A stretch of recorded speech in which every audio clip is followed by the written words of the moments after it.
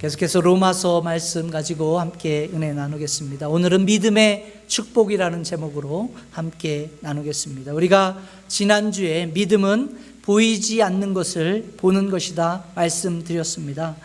성경을 통해서 하나님께서 저와 여러분들에게 약속해 주신 그 약속의 말씀을 보는 것입니다. 성경을 통해 약속해 주시는 그 하나님의 은혜와 사랑, 그 계획하심을 보는 것이죠. 성경을 통해 약속해 주신 믿음으로 의롭게 된다라는 이 복음의 진리, 구원의 진리를 보고 믿는 것입니다. 죄의 권세 아래 죽을 수밖에 없는 나를 예수 그리스도의 피로 말미암아 속량해 주셨다, 구속해 주셨다. 이 놀라운 구원의 진리를 어디를 통해서? 성경을 통해 보고 믿는 것입니다. 저는 이 믿음이 가져다주는 축복이 있다라고 믿습니다. 우리가 이 성경이 약속해 주신 이 복음의 진리, 구원의 진리를 믿음으로 살아갈 때 주어지는 축복이 있다라는 것입니다. 여러분, 믿음의 축복, 믿음의 열매들이 있는데 오늘은 그와 같은 사실에 대해서 함께 은혜 나누려고 합니다. 여러분, 믿음이 가져다주는 축복이 있다라고 여러분 믿으십니까? 네, 저는 믿습니다. 다른 사람의 이야기할 것도 없이요, 저의 짧은 인생을 돌아보아도 저는 믿음의 축복을 받은 사람이다, 이렇게 말할 수밖에 없습니다. 저는 아주 어렸을 때 예수님을 영접했습니다. 초등학교 5학년 겨울방학에 수련회 때 성경을 통해 약속해 주셨던 그 복음의 진리가, 구원의 진리가 어린 저의 눈에 100% 사실로 믿어졌고 그 사실을 믿었습니다. 그리고 저의 삶이 완전히 변화가 되었습니다. 저의 모든 삶의 중심이 예수 그리스도 중심으로 변화된 것이죠.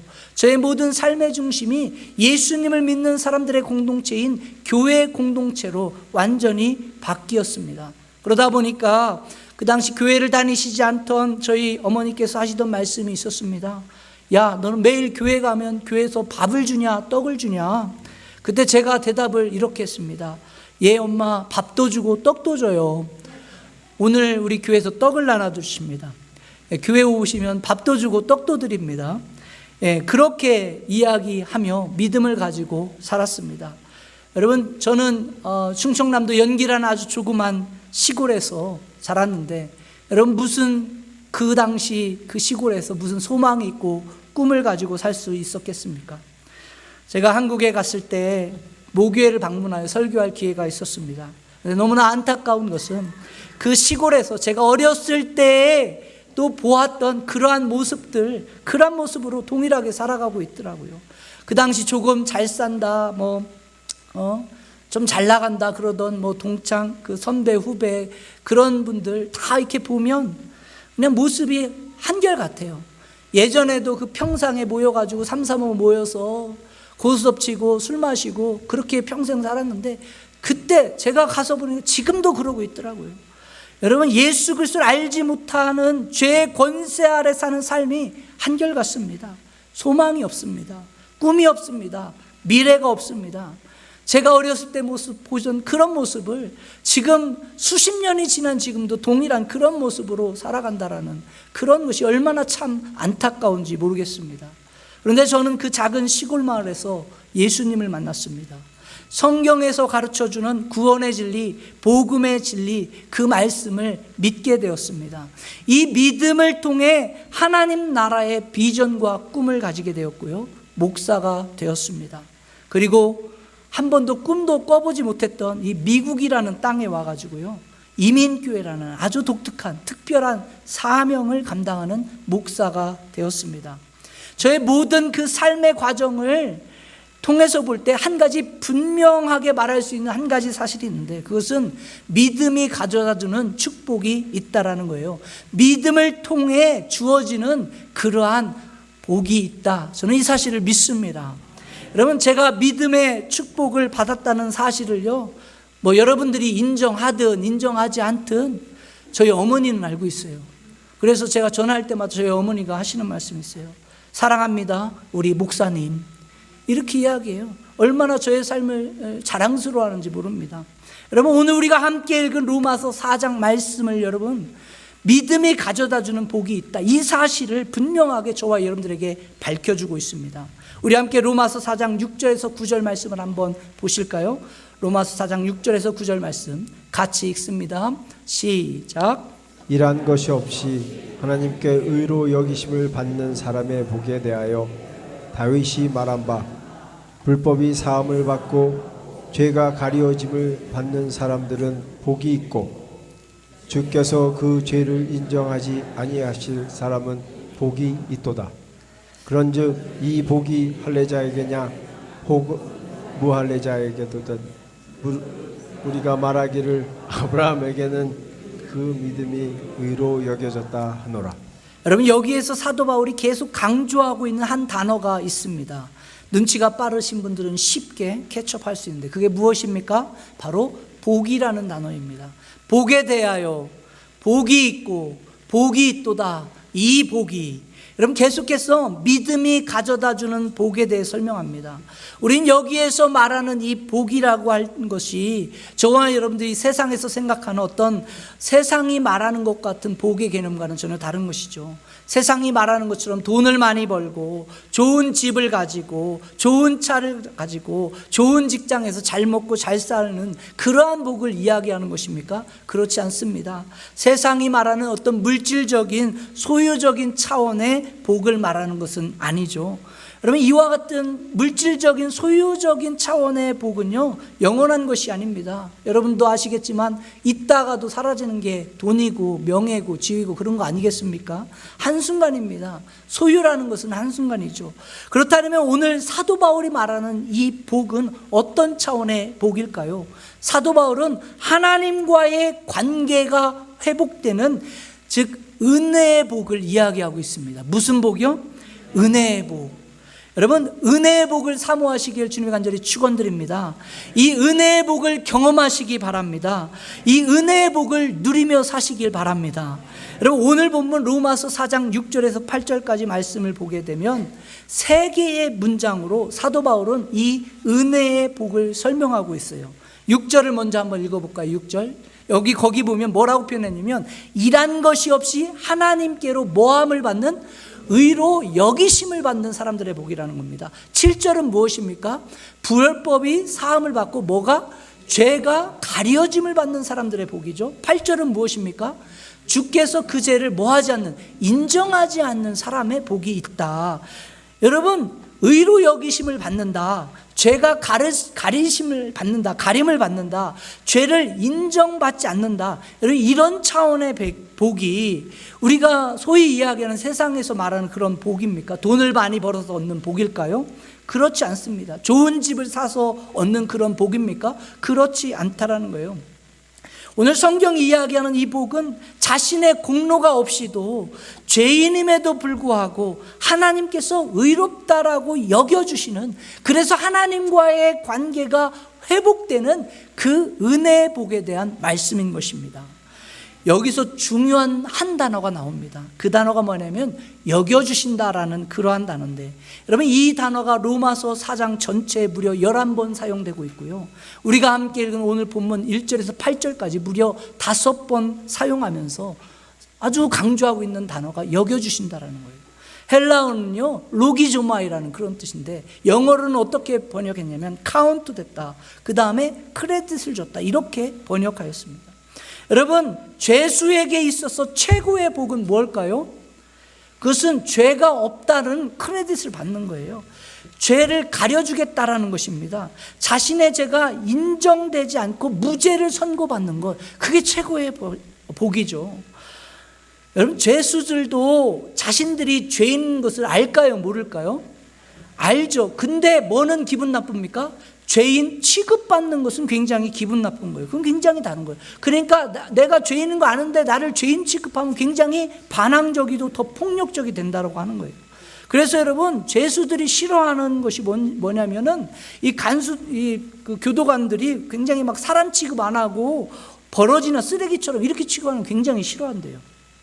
우리 교회에 실제로 우리 엘파소 카운티 교도소에서 일하시는 셰리프 듀퓨리 계시지 않습니까? 통역하고 계신데 이분이 처음 그 죄수들을 만날 때요, 굉장히 반항적이고 폭력적이고 처음 보는데도 그렇게 한다는 거예요. 왜 그런가 하면은 그 전에 있던 그 셰리프들이 자신들을 그렇게 쓰레기 취급하고 막 하니까 이 사람도 동일하게 나를 그렇게 쓰레기 취급하고 인간도 아닌 것처럼 취급하겠다, 이런 선입견에 그냥 더 반항적으로 폭력적으로 그렇게 나온다라는 거예요.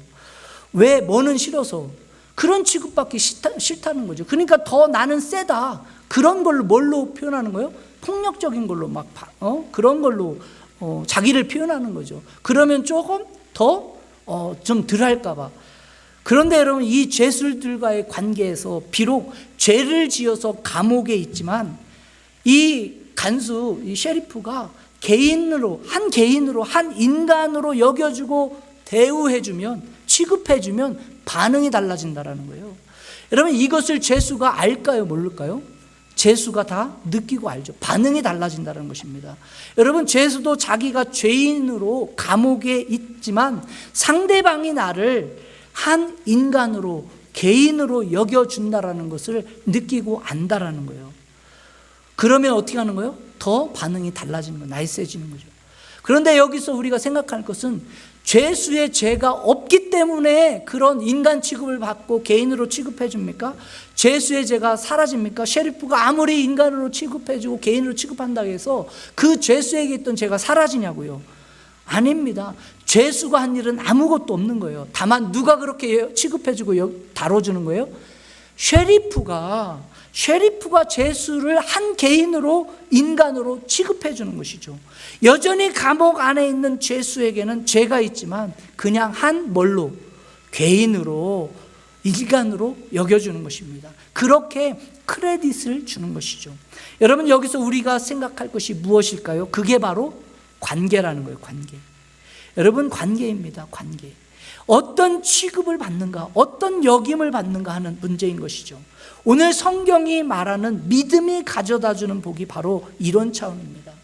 저와 여러분들이 죄의 권세 아래, 이 죄의 파워 아래 영원히 죽을 수밖에 없는 죄인이 바로 나인데, 그런데 죄인은 나를 하나님께서 죄를 죄인으로 취급하지 않는다는 거예요. 죄를 나에게 돌리지 않는다는 것입니다. 나를 죄인으로 여기지 아니하시고 하나님과의 관계를 뭐 하시겠다라는 거예요? 회복시켜 주시겠다. 그렇기 때문에 믿음이 가져다주는, 하나님께서 나를 의롭다 여겨주시는 뭐예요? 은혜의 복이라는 거예요. 왜 은혜의 복입니까? 내가 노력해서 얻은 것이 아니기 때문입니다. 내가 어떤 대가를 지불해서 상급으로 받은 것이 아니기 때문에, 선물로 받은 것이기 때문에 은혜의 복이에요. 내가 죄의 권세 아래, 죄의 파워 아래 영원히 밖에 죽을 수밖에 없는 죄인이지만 이와 같은 나를 죄인 취급하지 않고 뭐하다?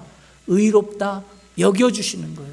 나를 죄인으로 취급하지 않으시고 의롭다고, 의인으로 다뤄주시는 거예요. 바라봐 주시는 겁니다.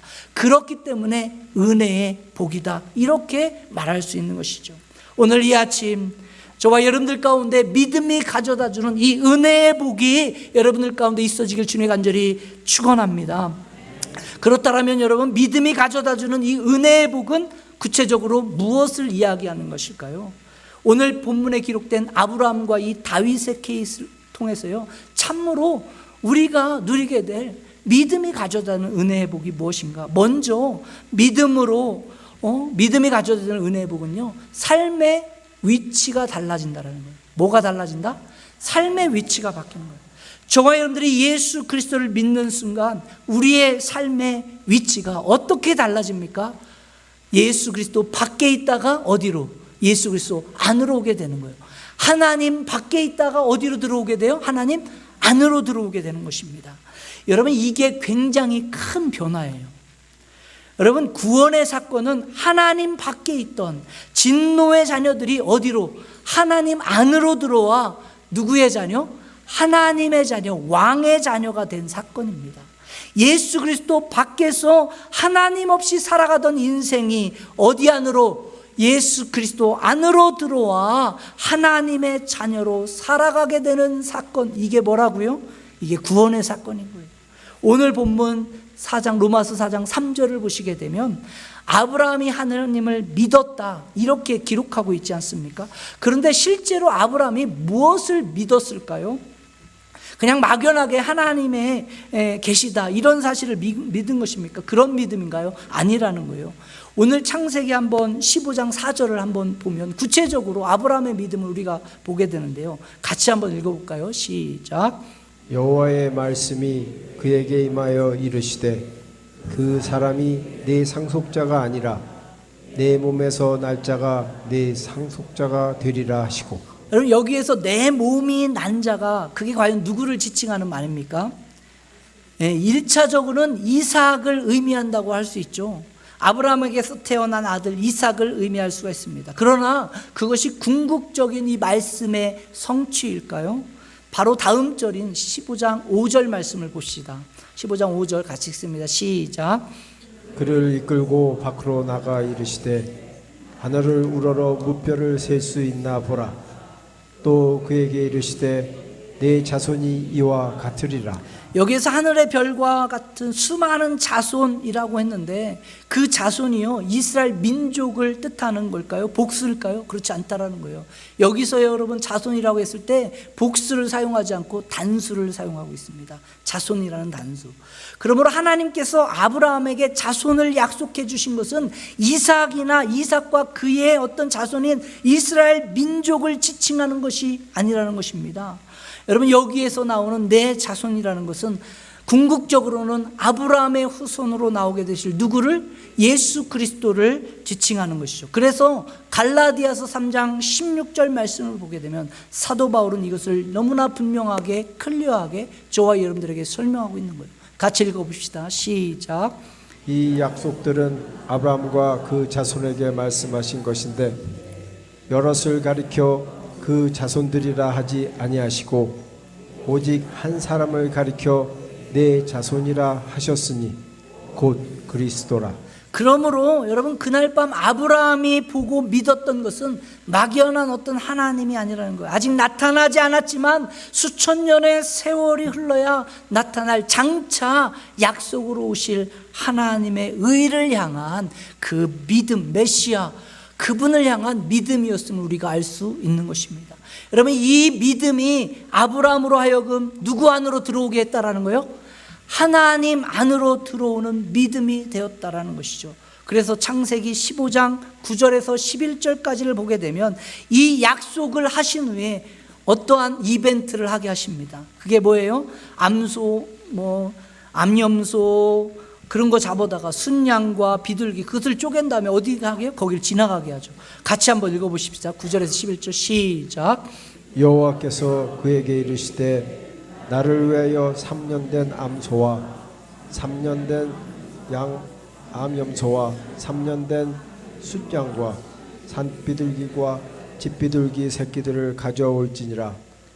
아브라함이 그 모든 것을 가져다가 그 중간을 쪼개고 그 쪼갠 것을 마주대하여 놓고 그 새는 쪼개지 아니하였으며 솔개가 그 사체 위에 내릴 때에는 아브라함이 쫓았더라. 여러분 이때부터 오피셜하게 여러분 하나님이 아브라함이 오피셜하게 하나님의 택한 백성, 택한 사람이 되었고요. 여러분 이때부터 아브라함의 자손이 하나님의 나라를 이룬 위대한 하나님의 자손으로 하나님의 백성이 된 것입니다. 여러분 이런 면에서 아브라함으로 하여금 하나님 안으로 들어오게 한 사건은 바로 약속의 말씀을 뭐한 거예요? 대한 믿음이었죠. 믿음. 저는 오늘 저와 여러분들이 예수 그리스도를 믿고 그리스도 안에 들어오는 구원의 사건도 마찬가지라고 저는 믿습니다. 우리가 죄의 권세 아래, 죄의 파워 아래, 진노 아래 하나님 밖에 있던 인생이 누구 안으로 들어와야 돼요? 예수 그리스도 안으로, 하나님 안으로 들어와 하나님의 자녀가 되는 그러한 가장 중요한 사건인데 그것이 뭘로 이루어진다고요? 약속에 대한 믿음이라는 거예요. 어떤 믿음입니까? 아브라함이 약속의 말씀을 믿었던 것처럼 오늘 저와 여러분들에게 주어진 이 성경을 통해 주셨던 이 약속하신 예수 그리스도의 피로 말미암아 우리가 구원받게 된다라는 예수 그리스도의 피로 맺은 이 언약, 이것을 믿을 때 가능한 것입니다. 예수님께서 나를 위해 죽으셨다, 십자가의 보혈의 그 언약을 믿을 때, 그 믿음을 가질 때 저와 여러분들이 예수 그리스도 안으로 들어오게 되는 줄 믿습니다. 우리는 이와 같이 세상의 권세 아래, 세상의 파워 아래 진노의 자녀로 살다가 예수 그리스도 안으로 들어온 사건을 뭐라고 부르는 거예요? 그것을 구원의 사건이다, 이렇게 부르는 것이죠. 이 구원의 사건을 경험한 사람들만이요, 진정한 차원에서의 생명과 축복을 경험하게 되는 것입니다. 사랑하는 성도님들, 예수 그리스도 안에서 하나님의 자녀가 되면 참으로 참된 행복을 경험하는 줄 믿습니다. 예수 그리스도 안에서 하나님의 자녀로 살아갈 때 저와 여러분들의 삶 속에 참된 기쁨이 있는 거예요. 왜요? 삶의 위치가 바뀌기 때문인 거예요. 여러분, 돈을 벌어도 예수 그리스도 밖에서 버는 것과 예수 그리스도 안에서 버는 사람들이 차이가 너무 다릅니다. 예수 그리스도 밖에서 돈을 버는 것은 뭐예요? 나의 탐욕과 나의 욕심을 위한 것이죠. 그러나 예수 그리스도 안에서 돈을 버는 사람들은요, 누구를 위해서? 하나님 영광을 위한 것인 겁니다. 여러분, 성공을 해도 그렇습니다. 예수 그리스도 밖에서 성공하는 것과 예수 그리스도 안에서 성공하는 사람이 너무나 차이가 납니다. 예수 그리스도 밖에서 성공은 무엇입니까? 그냥 내 자아실현이요, 자아실현. 나의 만족과 나의 자기 자랑이 전부인 것이죠.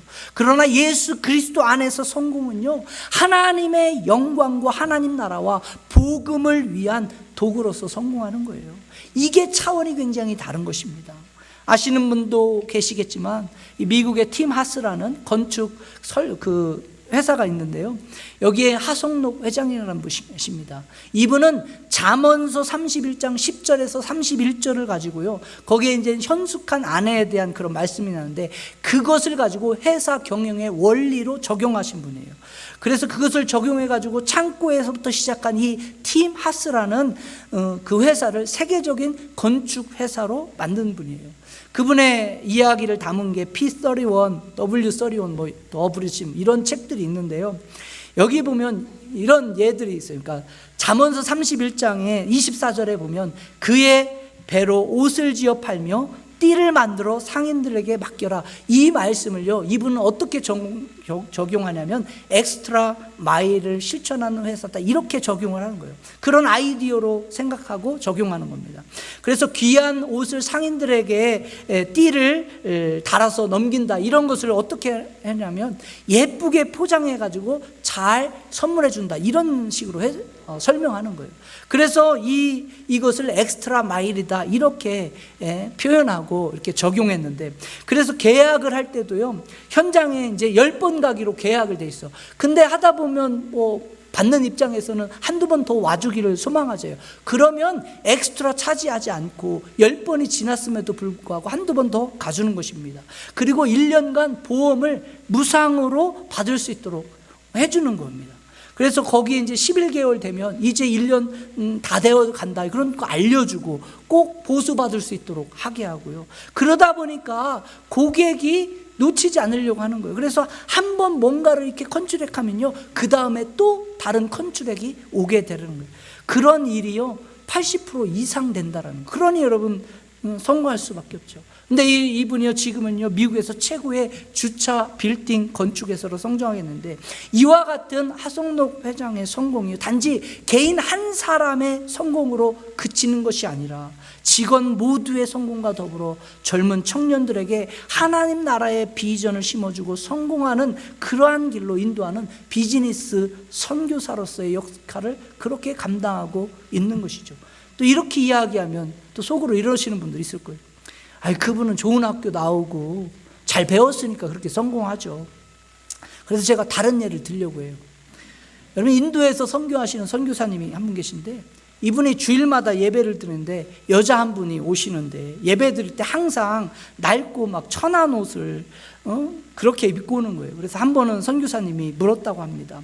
아니, 왜 주일 예배 드릴 때마다 그렇게 좀 남루한 옷을 입고 오시느냐, 다른 옷은 없느냐, 이렇게 물었더니 그 자매님이 선교사님에게 이렇게 이야기하더래요.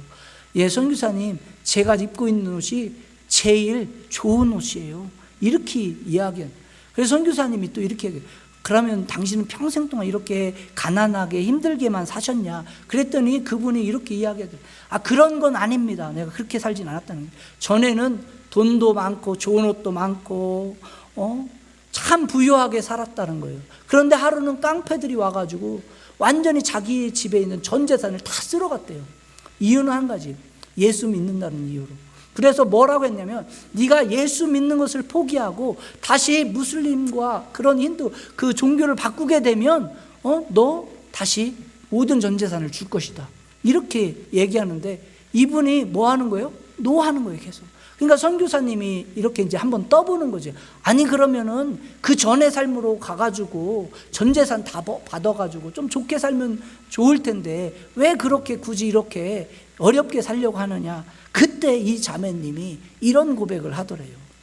비록 가난하게 살아도 예수님 안에서 사는 삶이 돈 있으면서 불신자로 불행하는 삶보다 더 행복하기 때문입니다. 할렐루야. 또 남매 간증이라고 또 그냥 감동도 안 되시나 보네. 여러분, 이게 진짜 행복이에요. 삶의 위치가 바뀌는 겁니다. 예수 그리스도 안으로 들어오면요, 내가 보지 못하는 세계가 보이는 거예요. 내가 경험해 보지 못한 그러한 삶의 행복들이 느껴지는 거예요. 그래서 여러분, 예수 그리스도 안에 들어온 분들은 여러분 이 기쁨을, 이 행복을 느끼는 줄 믿습니다. 그러므로 사랑하는 성도님들, 예수 그리스도 안에 들어와 성경에서 약속하신 예수 그리스도의 십자가의 보혈로 인해 주어진 이 구원의 선물, 그거 여러분 그 구원의 기쁨, 그 행복 받으시고 누리시고 경험하시는 귀한 성도님들 되어지기를 주님의 간절히 축원드립니다. 이게 믿음이 가져다주는 은혜의 복입니다. 여러분, 한 걸음 더 나가서 우리가 믿음이 가져다주는 은혜의 복이요, 구체적으로 뭔지 아십니까? 삶의 목적이 바뀌는 거예요. 우리가 예수 그리스도 안에 들어오면요, 삶의 목적이 바뀝니다. 우리가 일반적으로 세상을 살아가는 삶의 목적은 뭔지 아십니까? 보상을 받는 데 있어요. 리워드를 받는 데 있습니다. 내가 열심히 일하면 직장에서 많은 리워드를 받고 뭐 봉급을 많이 받고 이런 것이죠. 이런 시스템으로 돌아가는 거예요. 여러분, 세상의 삶의 목적은 보상에 있습니다. 보상, 리워드를 받는 것입니다. 오늘날 우리가 사는 이 시대는 보상의 시대, 리워드의 시대다, 이렇게 말해도요, 여러분 전혀 문제가 없어요. 신용카드를 사더라도요, 여러분 어떤 카드를 사게 됩니까? 리워드 한 개도 없는 거 사세요? 아니잖아요. 뭐 은행 그냥 비행기 마일리지를 주던지 뭐를 주는 거, 뭐 기프트 카드를 주던지 그런 거 쓰잖아요. 여러분, 요즘 유튜브나 인스타그램에 여러분 소셜 네트워크에서 얼마나 많은 사람들이 왜 그것을 합니까? 뭐 때문에? 보상. 그래서요, 얼마나 많은 사람들을 좋아하게 하고 막 누르게 하고 보게 하느냐, 여기에 따라서 뭐가 달라지겠까? 보상이 달라지는 거예요. 그래서 더 많은 사람들을 자극하게 보게 하려고요, 별의별 짓을 다 해요. 여러분, 이 세상이 진짜, 심지어 무슨 영상까지 찍어요? 자살하는 영상까지 찍어요. 여성들 막 강간당하는 그런 거 찍어서 막 올리고, 심지어 10대 아들은 뭐가 유행이냐면 기절 체험이라는 게 있어. 그게 이제 죽음의 게임과 같은 건데, 막 죽기 일부 직전까지 가는 거 영상 찍어서 올리는 거예요. 그러다가 실제로 죽어요. 그거 하고 있어. 왜? 뭐 때문에? 그렇게 하면 막 조회수 많이 하고 사람들이 많이 보면 뭐 하니까 막 보상이 있거든요. 여러분, 나에게 어떤 보상이 주어지고 리워드가 주어진다면요, 뭐든지 하려고 하는 게 이 세상입니다. 그러나 여러분, 은혜는 어떤 것인가요? 은혜는요, 일한 것과 아무 상관없이 거저받는 선물인 거예요. 오늘 로마서 4장 4절과 5절에 보시게 되면 우리가 의롭게 되는 것, 즉 우리가 구원받게 되는 그 근거가 리워드에 있다, 보상에 있다, 대가다, 이렇게 설명하지 않는다는 거예요. 뭐라는 거예요? 하나님이 은혜 거저 주신 거라는 거예요. 4절 5절 읽어봅시다. 4절 5절 시작. 일하는 자에게는 그 삭시 은혜로 여기지지 아니하고 보수로 여겨지거니와 이를 아니할지라도 경건하지 아니한 자를 의롭다 하시는 이를 믿는 자에게는 그의 믿음을 의로 여기시나니. 우리가 아무 일도 하지 아니하고 심지어 우리가 경건하지 못한 삶, 누추하고 더러운 삶을 산다 할지라도 예수 그리스도의 보혈의 능력을 믿기만 하면 뭐하게 하시는, 의롭다 여겨주시는 하나님, 이것이 본문이 소개해주고 있는 하나님이에요. 저와 여러분들의 구원받는 것은요, 우리가 열심히 일하고 열심히 노력한 대가로 받는 보수가 아니라는 것입니다. 하나님이 일방적으로 뭐 해주시는, 부어주신 선물이라는 거예요. 은혜라는 거예요. 우리가 만일 이 사실을 알고요, 이 선물을 받아들이게 되면 내가 구원받게 됐다, 그게 내 열심이 아니라 일한 대가가 아니라 하나님이 거주신 그러한 은혜다, 이 사실을 우리가 확실하게 믿게 되면요, 우리의 삶이 어떨까요? 삶이 달라지는 거예요. 여러분, 우리의 삶도 보상이나 대가를 바라보는 삶을 살겠어요? 그런 은혜가 있는데, 은혜를 받았는데? 아니죠. 그 은혜를 감사하고 그 은혜에 감격하고요, 그 은혜를 누리고 나누며 그런 삶 살아갈 수밖에 없는 겁니다. 여러분, 예수 믿은 이후에도요, 보상을 받아야, 주어져야만 일하는 분들이 계십니다. 대가를 주어야만 열심히 일하고 칭찬해줘야, 알아줘야 일하시는 분들이 계세요. 그런데 우리가 보상을 바라고 일을 하게 되면요, 그것은 뭐 하는 거예요? 대가를 받고 뭐 하는 겁니까? 노동이에요. 노동자에 불과한 것입니다. 여러분, 노동자의 삶에는요, 기쁨이 없어요. 피곤합니다. 그래서 교회 안에서요, 피곤하게 일하시는 분들 계시잖아요. 그 속에 뭐가 있어서? 보상 심리가 있는 거예요. 그런데 여러분, 이 보상의 심리가 없으면, 보수를 바라지 않으면요, 하나님의 은혜를 기억하고요, 그 은혜에 감격하여서 자발적으로 섬기는 분들은요, 뭐가 있어요? 기쁨이 있어요. 자유함이 있어요. 자유함이. 아무리 힘든 일을 해도 뭐 하잖아요? 피곤하지 않습니다. 지치지 않습니다. 여러분, 제가 한국에 아시는 그 권사님 한 분이 계신데, 이분이 안산의 큰 감리교회에 다니시는데 아주 오래전부터 교회의 모든 조경을 이분이 혼자 감당하는 거예요. 몇십 년 동안. 누가 시켜서 하는 것이 아닙니다. 본인이 잘할 수 있는 일이기 때문에. 그래서 새벽 예배 끝나면 물 주고 꽃 막 화분 심고 나무 심고 막 그 일들. 근데 그게 조그만 교회도 아니에요. 뭐 우리 교회 몇 배 되는 그런 사이즈를 혼자 다 감당하시는 거예요. 근데 이분이 막 뭐 몇십 년 지금 하고 있으니까 이제 힘이 드는 거예요. 힘이 들어. 그럼에도 불구하고 본인이 새벽마다 가는데 기쁨이 있다라는 거예요. 얼마나 감사해. 내가 이렇게 섬길 수 있다라는 것이 얼마나 감사하지 못한다. 이렇게 고백하시더라고요. 여러분, 이와 같은 것을요, 봉사시켜준다. 야, 일한 삭 주고 막 노동시켜 하겠어요? 못하죠. 못합니다. 하더라도 뭐예요? 얼굴에 막 오만 인상 다 쓰면 불평하는 거예요. 뭐 물을 갖다 줬느냐 안 줬냐, 뭐 아침 밥을 줬냐 안 줬냐, 목사가 나와서 도와줬냐 안 줬냐, 뭐 아는 척을 했냐 안 했냐, 별의별 일을 다 하잖아요. 우리 교회도 막 그냥 그냥 야드 이거 관리하신 분들이 얼마나 막 뭐 보상 있어서 했겠어요? 뭐해서 하는, 그냥 기쁨에 은혜에 감사해서 하는 거잖아요. 여러분, 이게 은혜임을 알고요, 은혜에 감사하게 되면요, 뭐가 있어요? 기쁨이 있는 거예요. 기쁨. 사랑하는 성도님들, 저와 여러분들이 하나님을 만나고 하나님의 사랑을 알고 내가 구원받은 것은요, 정말 내가 자격이 있기 때문에 하나님이 구원해 주신 것이 아닙니다. 자격 없는 나를 하나님께서 값없이 엄청난 그 은혜의 복을 주셔서 누구의 자녀로? 하나님의 자녀 되게 계신 줄 믿습니다. 이와 같은 은혜에 대한 감격이, 이 은혜의 복이 우리의 삶에 뭐가 될 때, 목적이 될 때 우리가 어떤 삶을 살겠습니까? 대가를 바라고 보상을 바라고 알아주지 않으면 삐치고 뭐 그런 삶 살겠어요? 아멘도 안 하시네. 삐치겠다는 거예요 지금? 제가 한번 보겠습니다. 여러분들이 정말 은혜의 삶을 살아가는지. 그러지 않아요. 무슨 일을 당해도 감사하고요, 수많은 일들을 하더라도 이게 뭐니까? 은혜임을 알고요, 고백하고 뭐 할 수 있어요? 감사하는 줄 믿습니다. 그래서 내가 지켜보겠어요. 어떻게 여러분들 일하시나? 은혜로 하는지, 지금 보상바라고 하는지. 그래서 여러분, 크리스찬의 삶은요, 빚진 자의 삶이라고 하는 거예요. 우리 그리스도인들은요, 빚진 자의 삶을 사는 거예요. 왜? 내가 잘나서, 내가 잘해서, 내가 어떤 노력을 해서 구원받은 것이 아니라는 거예요. 누구의 피로? 예수 그리스도의 피값으로 내가 구원받았다. 그 은혜로 내가 산다. 이와 같은 믿음의 삶이 여러분, 은혜로 빚진 자의, 여러분 구원받은 자의 삶인 줄 믿습니다. 그러므로 사랑하는 성도님들, 보상과 대가가 삶의 목적이었던 삶에서 여러분, 은혜에 감사하고 빚진 자의 삶을 살아가시는 귀한 성도님들 되어 주시는 간절히 축원드립니다. 마지막으로요, 믿음이 가져다주는 은혜의 복은 뭐냐면요, 삶의 기쁨이 달라진다라는 거예요.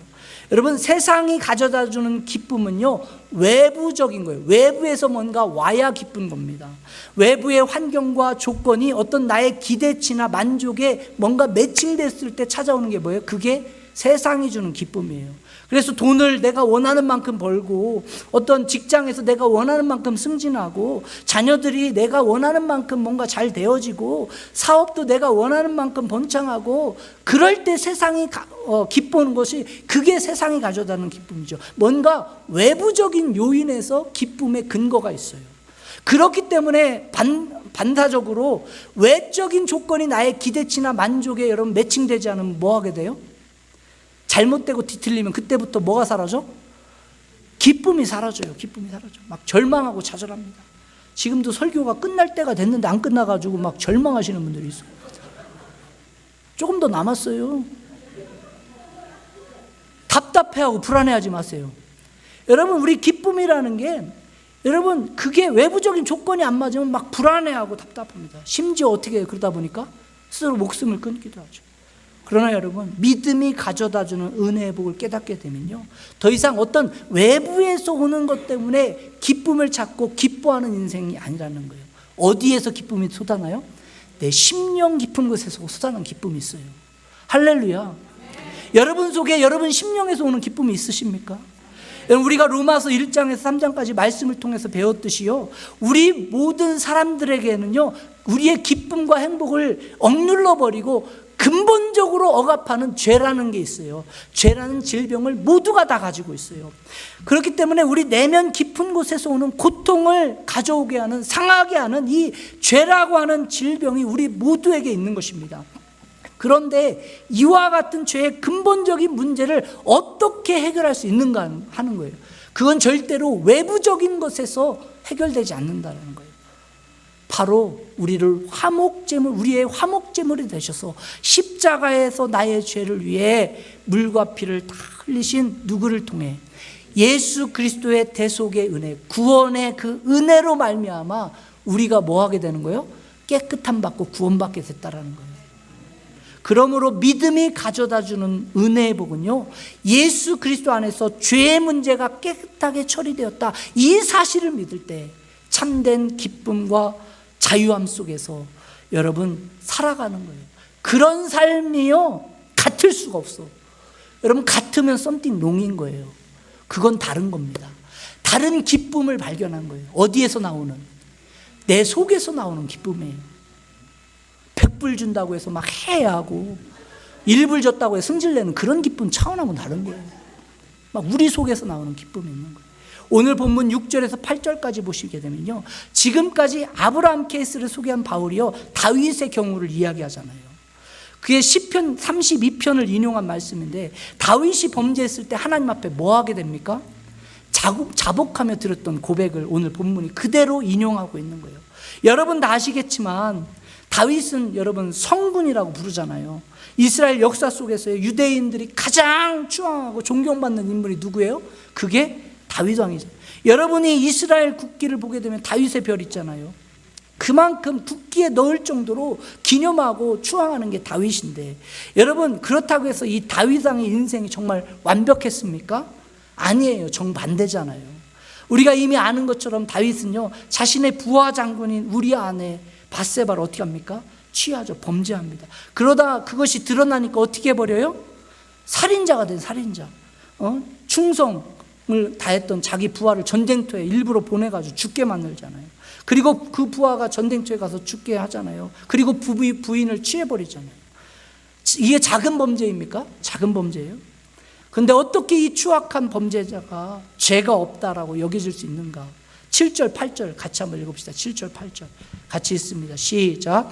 불법이 사함을 받고 죄가 가려짐을 받는 사람들은 복이 있고, 주께서 그 죄를 인정하지 아니하실 사람은 복이 있도다. 어떻게 그렇게 추악한 죄를 범했음에도, 살인하고 간음하고 정말 탐욕을 가지고 수많은 악한 죄를 범했음에도 불법이 사함을 받고 죄가 덮어졌다, 마치 죄가 없는 것처럼 여겨졌다 말씀하고 있습니까? 이유는 딱 한 가지예요. 다윗이 뭐 하는 거예요? 하나님 앞에 나가서 자기의 죄를 자복하고 믿음으로 하나님 앞에 나가서 그렇게 용서를 구했기 때문에, 여러분, 성경이 이야기하는 복음이 거기에요.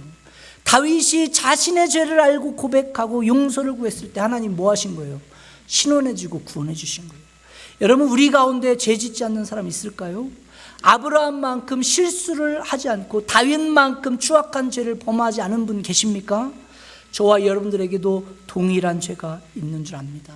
알려지지 않았을 뿐이지, 오늘 신문에, 인터넷 신문에 대문짝만하게 여러분들의 이름이 나오지 않았을 뿐이지, 솔직하니 얘기해서 여러분, 우리 속에 비밀스러운 죄가 더 많이 있을 수도 있다라는 거예요. 그럼에도 불구하고 우리가 추악한 죄인일지라도 하나님께 믿음으로 나아가 예수 그리스도의 그 보혈을 붙잡게 되면 누가 구원해 주신다? 하나님 치유해 주시고 구원해 주신다. 이게 복음입니다. 예수님께서 이것 때문에 오셨습니다. 예수님께서 이것 때문에 저와 여러분들의 이 추악한 죄악 때문에 십자가에 피 흘려 죽으신 줄 믿습니다. 우리가 완전하다면요, 주님 오실 필요 없었습니다. 내 힘으로, 내 능력으로 우리 스스로를 구원할 수 있다라면 예수님이 이 땅에 올 이유가 없었던 것이죠. 주님 안에 들어갈 필요가 없었던 것입니다. 그러나 이 땅 가운데 스스로 자신의 죄의 문제를 해결하고 스스로 노력해서 죄를 해결할 수 있는 사람은 없는 거예요. 그렇기 때문에 누가 이 땅에 오신 거예요? 예수님 오신 것입니다. 여러분, 죄라고 하는 것은 내가 신음한다라고 해서 사라지는 것이 아닙니다. 내가 노력한다고 해서 해결되는 게 아니죠. 여러분, 죄를 처리할 유일한 분은 누구밖에 없어요? 예수 그리스도의 십자가밖에 없는 줄 믿습니다. 십자가의 보혈 앞에 나와 예수 그리스도의 보혈로 죄 씻음 받게 되면 그때 우리 심령 가운데 그 죄의 문제가 해결되고, 뭐가 참된 기쁨이, 참된 자유함이, 참된 은혜가 저와 여러분들 가운데 경험되는 줄 믿습니다. 나의 죄가 주홍빛 같을지라도 흰눈과 같이, 양털과 같이 희게 되어지는, 마치 죄가 동해에서 서가 먼 것처럼 하나님께서 나의 죄를 기억조차 아니하신다, 성경이 약속하잖아요. 그럼 우리가 어떤 죄악을 범하고 누구도 용납할 수 없는 범죄를 저질렀다 할지라도 누구 앞에 나가면, 예수 그리스도 앞에 나가 우리의 죄를 자복하고 예수 그리스도의 십자가 붙잡고 용서를 구하면 예수님께서 뭐 없다, 죄 없다, 의롭다 말씀해 주시고 여겨 주시는 것입니다. 이게 성경의 약속이고 이게 복음인 거예요. 혹시 여러분 가운데 죄를 움켜잡고 사시는 분 계십니까? 뼈가 상할 정도의, 그러한 뼈를 녹일 정도의 그런 고통을 안고 계시는 분 계십니까? 우리의 마음을 부수고요, 깨뜨리고 상하게 하고 우리의 가진 삶의 모든 기쁨을 빼앗아가는 이 죄의 문제를 예수 그리스도의 복물의 능력으로 해결받으시길 주님 간절히 초청합니다. 예수 그리스도 앞에 나와 자복하고 하나님의 은혜와 용서를 구하면 오늘도 하나님께서 긍휼을 베풀어 주시고 구원해 주십니다.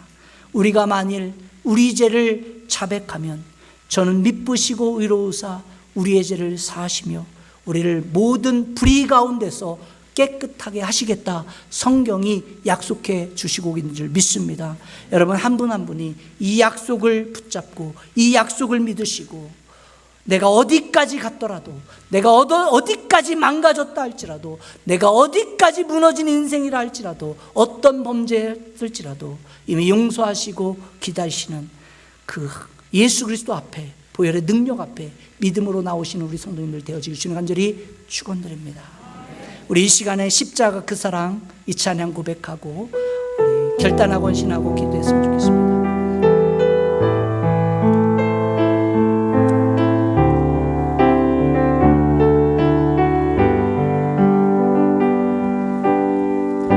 십자가 그 사랑 멀리 떠나서 무너진 나의 삶 속에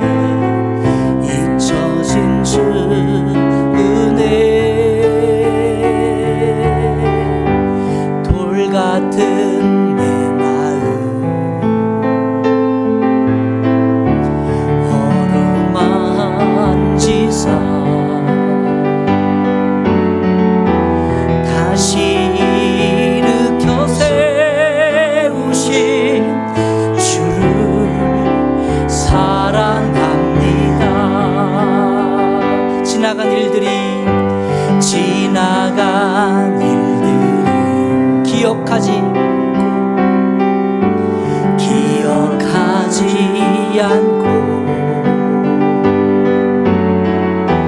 이전에 행한 모든 일 생각지 않으리.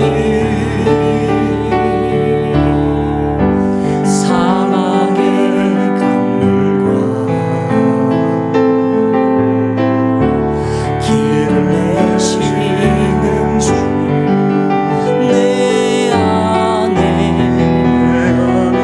새 일 행하신 주만 바라보리라. 주 나를 보하시고 주 나를 보아 날 붙드시니 날